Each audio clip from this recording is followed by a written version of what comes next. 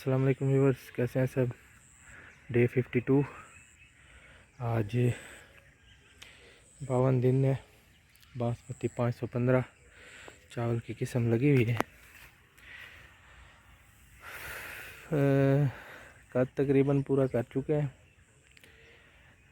अब हमने इस पर नेक्स्ट दवाई डालनी है, जो इसके सिट्टे निकलने से पहले डाल जाती है, ताकि सिट्टे को कीड़ा नहीं लगे। वो एक किस्म की जहर होती है, कोई दवाई होती है।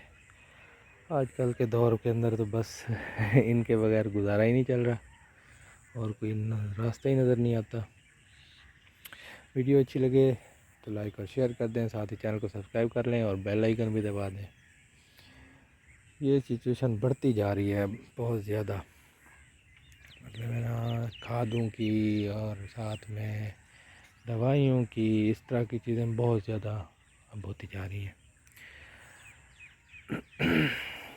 ठीक है जी, आज की वीडियो की इतनी काफ़ी है।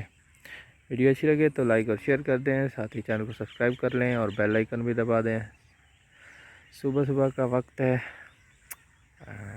शबनम, ठंडी ठंडी हवा तो नहीं चल रही लेकिन ठंडक है।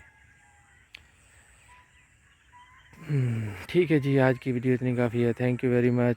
वीडियो अच्छी लगे तो लाइक और शेयर कर दें, साथ ही चैनल को सब्सक्राइब कर लें और बेल आइकन भी दबा दें। Thank you very much. अल्लाह हाफिज़।